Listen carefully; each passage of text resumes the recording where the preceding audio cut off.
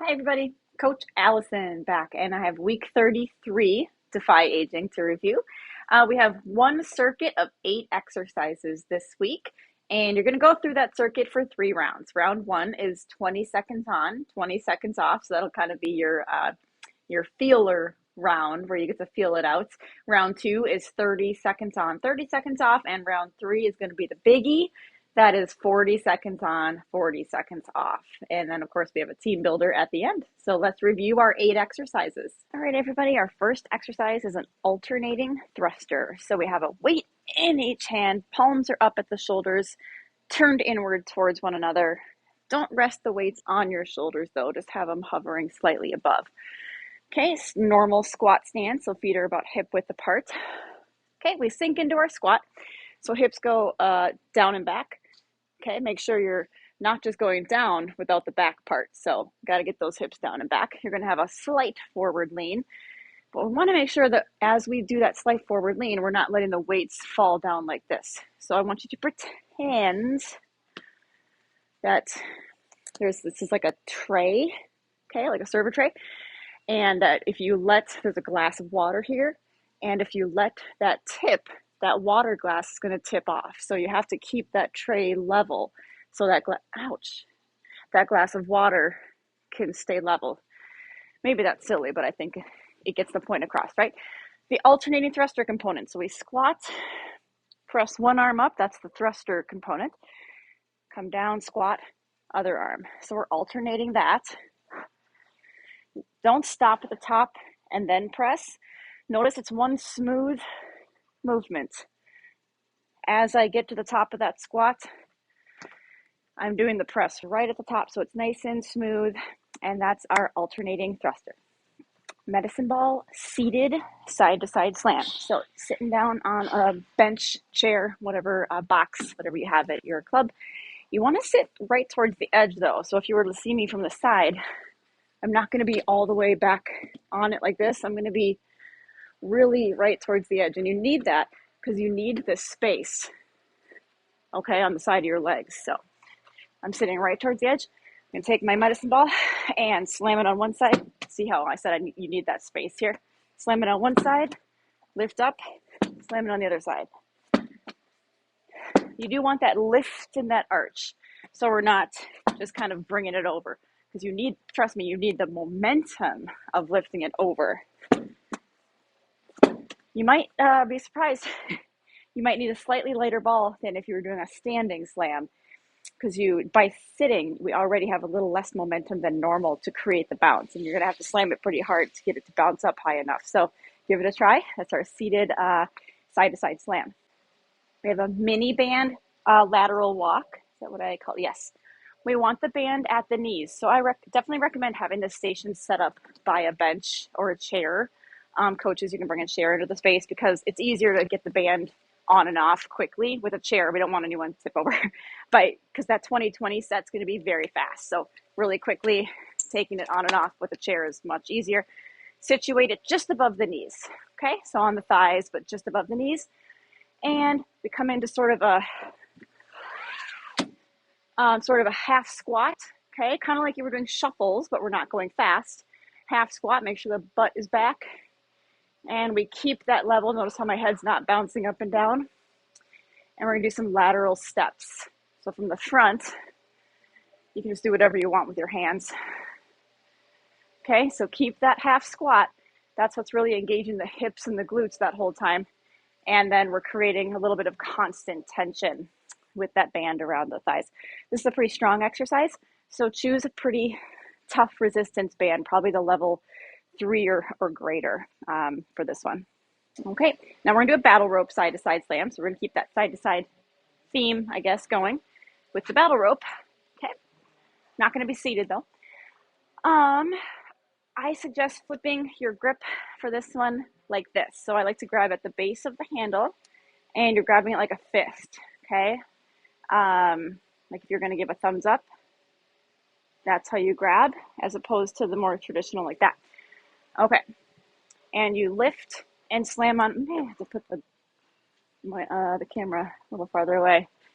Okay, So this one, instead of being a continuous motion, like typically with our battle ropes, it's something continuous, right? This, there's going to be a little hiccup, a little pause between each slam, exactly like a medicine ball, okay? So again, flip your grip up like I just showed you, side to side. So we're going to lift it up, get in your athletic stance, so soft bend in the knees, hips back. So if someone came and pushed me right now, I'd be very sturdy. That's an athletic stance. You want a little bit of slack. See how much slack I have here? I'm not pulling it tight. Lift and slam on one side. That's why you kind of need this fist grip. And then lift and slam on the other side. I almost hit backwards. Lift, slam, lift, slam. Notice how I'm going side to side. And notice how I am doing that pause between each side. That pause is allowing the rope to settle.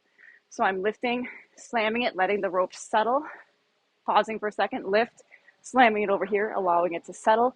So it's not continuous like a normal double arm slam. Kind of different.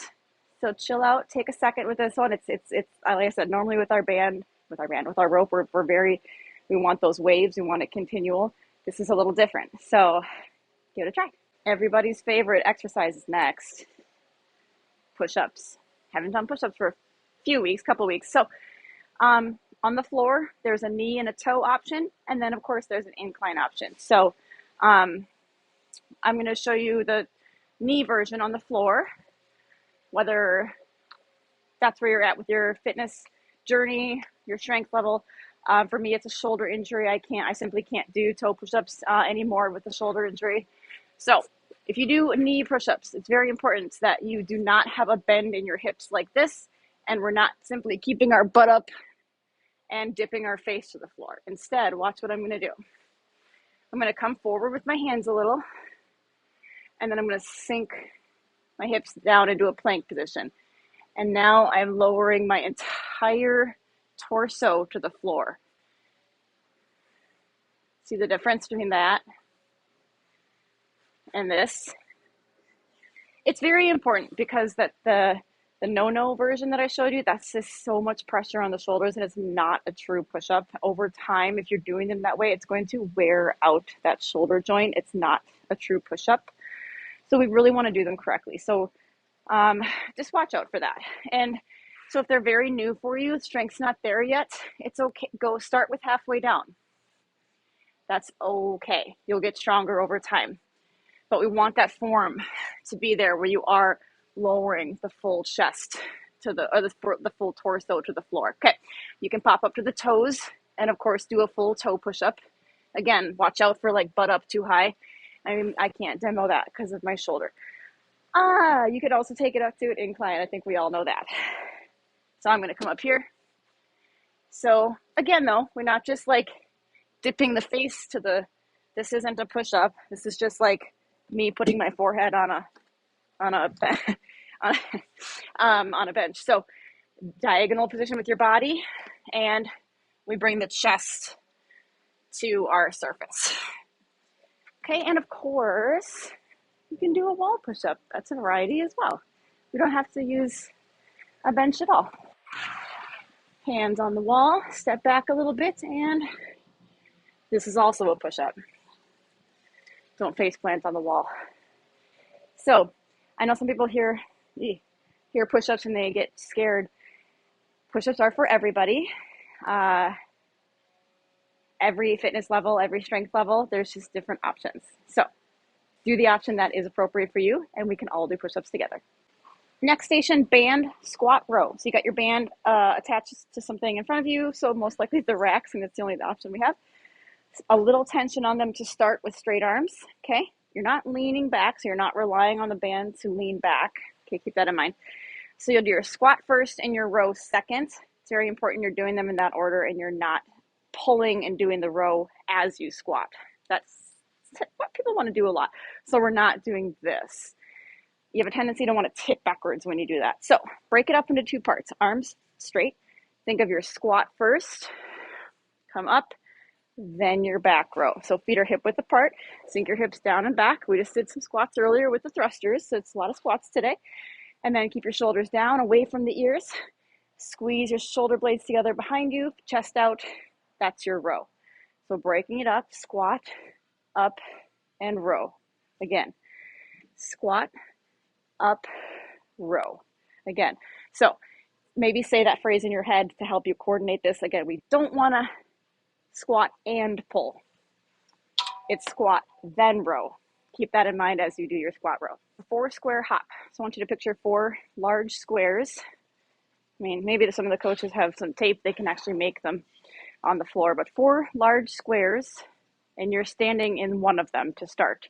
So for me, I'm standing in one, and the next one is in front, kitty corner, and side. You're just visualizing these, of course. Keeping your feet relatively close together, I'm going to hop into the next one, over, back, and then where I started, and then you reverse the order, reverse the direction. So now I'm going over here, forward, side, and back, reverse again. Now you get the gist. If you want to speed up like I just did for that last one, you certainly can. Speed's not necessarily the goal unless you want to work on that progression. First, we want to work on the jumps themselves because that's already challenging enough. Trying to jump with a double foot jump. So we're trying to, progress. If you need to start with a hop, like a single foot hop, kind of leading with one leg, you can do that as a starting point for sure. The next progression is jumping both feet together, significantly more challenging. And the next progression is adding the speed, okay? So yeah, if jumps are not an option altogether, and remember, I want to reiterate, I say it every once in a while, something not being an option and something being not desirable because it's hard are 2 different things. You're here training with us for things to be difficult. So don't choose a regression because something might be icky or hard, right? Just want to make that clear. But if jumps are not an option due to a knee restriction or a back or any other restriction, we're going to turn it, again, you can maybe do that softer one-legged, like a puddle hop. So that's really gentle. But if there's a little too much impact there, turn it into a fast foot drill where you're kind of doing more of an agility type of drill there. That'll get the heart rate up and you just get a little more of an agility type focus compared to more of a cardio focus. Bosu plank is our last station. Bosu balls are these little half balls. Okay, we're gonna do an elbow plank with the elbows right on the center. So it will look like elbows down first. It'll look like this. Okay, hips nice and level, so we're not up like that. Can definitely do a knee version. Put those knees down again though, not knees down and the butt up like this, but sink those hips so you're kind of level, right? There is a little note here. I know many people are going to say, hey, the Bosu is pushing. I gotta do some tough love on you with this. If the Bosu is pushing, like this, the tough love is you're not doing your plank properly. A plank has downward pressure. Your elbows and your feet or knees should be pressing down if your body's in the right position. Ow, rolled over my finger. So right now, because my shoulders are stacked right on top of my elbows, I'm pressing perfectly down. Now, if I start to get my butt up too high and I start to create forward pressure, meaning my shoulders are starting to drift back, so I'll start to do that. Now look, now I'm pushing. I'm going to correct my form. Shoulders over elbows, hips level. No more pushing. So again, that was some tough love. So if your Bosu ball is sliding, check your form. If you can't correct it, put the knees down. Put the knees down. Let's take it down to a regressed knee plank, and that should help. If it's still pushing, get your coach's attention and let's say, hey, how can we fix this? Because the Bosu ball shouldn't be sliding on the floor. There isn't always another option. We can take this incline. Let me grab my little box here.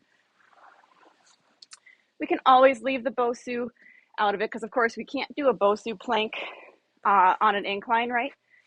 So if the floor is not an option for anybody, we'll take it up off the floor, turn it into an incline plank, our typical option for a standard plank. And we'll use one of those nice boxes for an incline plank option. Okay, give this Bosu plank a try if you're able, and we'll see how it goes. All right, our team builder. Haven't done this in a very long time, years maybe. Bowling. It's a little time consuming, so coaches, be ready to really be fast setting this up. Bowling pins. Some weights are going to be set up like bowling pins. Your coach can decide how big your group is, if we're all going to work as one team or have two teams. We're not going to be competing. I just want to see each person gets 1 or 2 tries with the ball. Your coach can decide 1 or 2 tries. We're going to see how many pins each person can knock down with 1 roll. Each pin is just worth a point, so how many points you get. So there's my pins. You're just going to take your medicine ball and under leg roll and see how many you get. So let's see how I do here. I know I can't have the camera on me and the pins at once, but let's see. I'm going to roll it, and that would have been, I got 4 knockdowns, so I would have got 4 points. I only used a 6-pound ball. Maybe I should have used the 10. The coaches are going to be at the pins, ready to quickly set them up for the next person. We have multiple medicine balls, so this can hopefully go kind of fast, but it is really fun. If you have a little extra time, go through a couple of rounds of it. If you have 2 teams, maybe compete to see who gets through it first or who gets more points. I'll let the coaches kind of decide, but it is fun. Let's do some bowling. And that is week 33. Hope you enjoy it, and we'll see you back next week.